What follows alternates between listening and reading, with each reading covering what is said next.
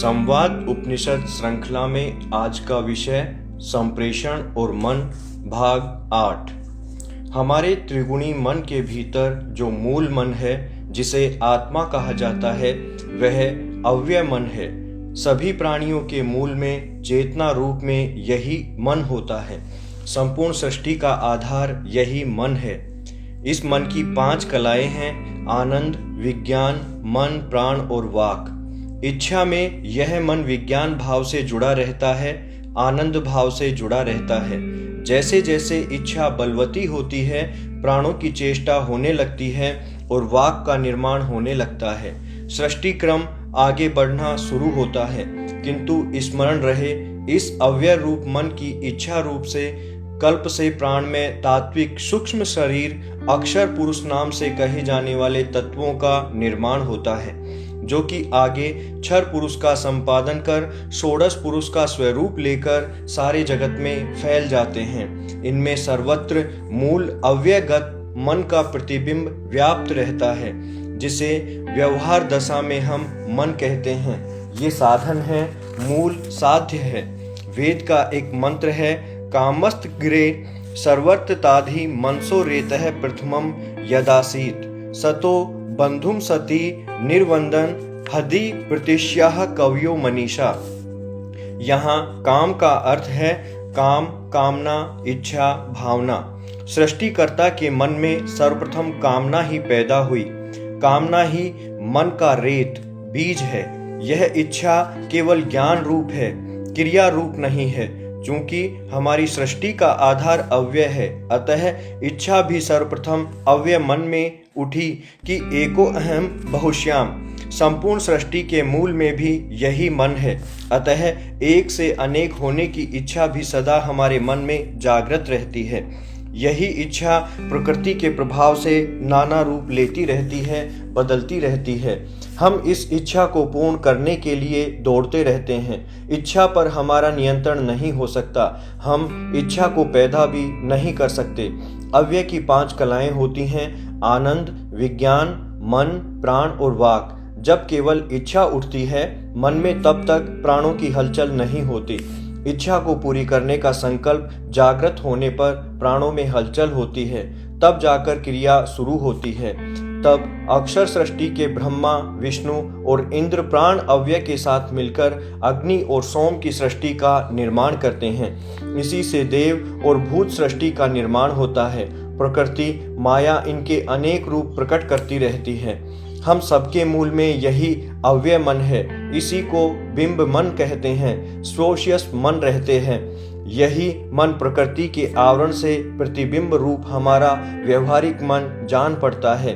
बिंब मन हमारी आत्मा है। ज्ञान और कर्म इसके 2 धातु हैं। केवल मनुष्य ही कर्म का अधिकारी है। शेष देव, गंधर्व, पशु पक्षी आदि केवल भोक्ता है, कर्म का फल भोगते हैं। इसीलिए मानव जीवन को श्रेष्ठतम कहा गया है। इच्छा के साथ कर्म जुड़ा है।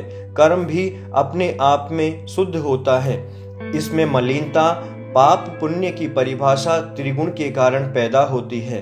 मन का स्वयं का स्थिति भाव व्यापक है। मन आकाश है। प्रकृति इसे सीमित, संकुचित करती है। हमें प्रकृति के सहारे ही जीना है और कर्म भी करना है। बंधन मानकर कर्म का त्याग भी नहीं कर सकते। अतः हमारे लिए एक निर्देश भी दिया गया है: आरंभ है कर्मणाम किंतु संन्यासः काम समगयोः। कर्म को कामना से ही शुरू करें, किंतु पूर्णता से पूर्ण फल की आसक्ति छोड़ दें। कर्म तो फल आने तक रहता है। हमें केवल कर्म के लिए ही कर्म करने की जरूरत है। जिस प्रकार अर्जुन को कहा गया कि तुम तो युद्ध करने के लिए युद्ध करो, इसे अपने ऊपर ओढ़ने की कोई आवश्यकता नहीं है। तभी हमारी क्रियाएं, कामनाएं अव्यय के आनंद को प्राप्त कर सकती हैं। आनंद ही हर कामना का लक्ष्य होता है। आनंद से ही सृष्टि होती है। आनंद ही पूर्णता है। मानव जीवन की विशेषता है कि वह मनीषी बन सकता है, सूक्ष्मतम धरातल को जान सकता है, इसी असत शरीर में रहते हुए सत को प्राप्त कर सकता है। मन क्या है? मन शब्द अवबोधने धातु से बना है। बोध कहते हैं अवगम को। अवग्रह, ईहा और अवगम से मन का पूरा बोध होता है। कामना अथवा इच्छा को अवग्रह कहते हैं। यही हमारी चेष्टाओं का आधार है। चेष्टा ही इहा है। चेष्टा से क्रिया और क्रिया से फल प्राप्त होता है।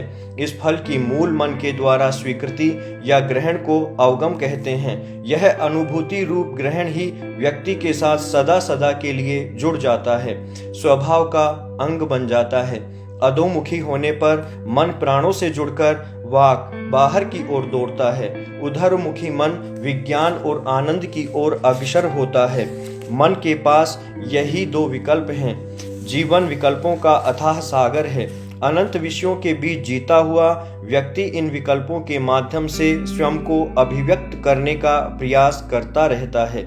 इन्हीं में अपना प्रतिबिंब ढूंढता रहता है। जिस प्रकार सत्य केवल एक होता है और झूठ के अनेकों रूप होते हैं, वैसे ही विकल्पों के भी अनेक रूप होते हैं। इनको एक रूप में परिभाषित करने के लिए संकल्प किया जाता है।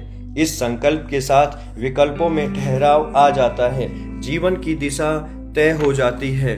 दो प्रकार के लोग होते हैं, बुद्धिजीवी और हृदयजीवी। बुद्धिजीवी अपने तर्क के सहारे निर्णय करते हैं और हृदयजीवी अपने भावनात्मक धरातल के सहारे। औसतन पुरुष बुद्धिजीवी की श्रेणी में आता है और स्त्री हृदयजीवी की श्रेणी में। चिंतन, मनन, ध्यान आदि पुरुष के लिए सहज मार्ग होते हैं। स्त्री को बहुत कठिन अभ्यास करना पड़ता है। भक्ति के क्षेत्र में स्त्री अति शीघ्र प्रवेश कर लेती है। पुरुष सहजता से भक्तिलीन नहीं हो सकता। गृहस्थ जीवन ज्ञान और भक्ति की ही पाठशाला है। यह ज्ञान और कर्म के संतुलन का वातावरण देता है। जब संकल्प की बात आती है तब बुद्धि और हृदयजीवी की प्रतिक्रिया भिन्न भिन्न रहती है। दोनों पर संकल्प का एक सा प्रभाव नहीं पड़ता। संकल्प बुद्धिजीवी के तर्क में उलझ जाता है और हृदयजीवी की भावनाओं में बहकर छूट जाता है। बुद्धिजीवी संकल्पों के विकल्पों में खो जाता है। संकल्प के माध्यम से जो परिवर्तन उसके मन में हो जाना चाहिए वह हो नहीं पाता। संकल्प का संदेश उसके मन तक पहुंचता ही नहीं, बुद्धि में ही टकराता रहता है। उसके चिंतन में इतना अवरोध पैदा कर देता है कि वह विषय को भी शायद छू नहीं पाता। विषय के प्रति विरोधाभास भी पैदा करता है अथवा मन की किसी अभिव्यक्ति को दबाने का प्रयास करता रहता है। अब मुझे ऐसा नहीं करना है, यह भाव प्रधान रूप से आवृत करता है। मन में इच्छा उठ रही है, बुद्धि कहती है कि ऐसा नहीं करना है। संघर्ष छिड़ जाता है। बार बार इच्छा उठती है, बार बार दबाने का प्रयास होता है। जीवन में एक नई विसंगति पैदा हो जाती है।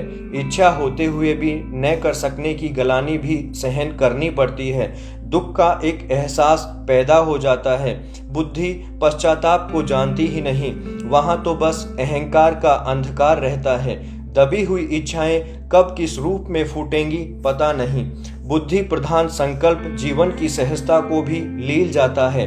संकल्पित विषय जैसे ही सामने आता है, व्यक्ति अपने संघर्ष में जुट जाता है, विषय को भूल जाता है, उससे कटकर दूर हो जाता है। मुझे संकल्प बनाए रखना है, इसी भाव को बनाए रखने में लगा रहता है। विचार और मन भिन्न भिन्न धरातल पर छूट जाते हैं। इसी प्रकार हृदयजीवी अथवा भाव प्रधान व्यक्ति का संकल्प सहजता से दृढ़ नहीं होता। इंद्रियां उसके मन को चंचल बनाए रखती हैं। संकल्प छूटता जाता है। आज तो यह कर लेते हैं, कल से संकल्प कर लेंगे। इस प्रकार के भाव मन को विचलित करते रहते हैं। संकल्प छूटता रहता है। मन पर नियंत्रण कर पाना कठिन प्रतीत होता है।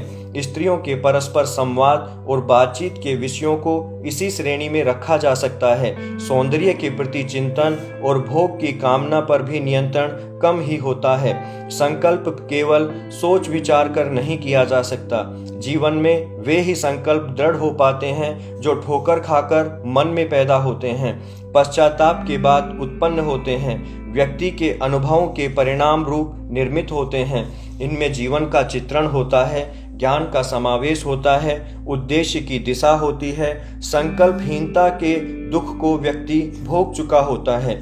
संकल्प की दृढ़ता का दूसरा कारण होता है गुरु अथवा ईश्वर की कृपा। इसके लिए पात्रता चाहिए। पात्रता जैसे जैसे बढ़ती जाएगी, व्यक्ति संकल्प की ओर प्रवृत्त होता जाएगा। वहां ऊर्जा का परिवर्तन सीधा होता है, आत्मिक धरातल से परिवर्तन होते हैं।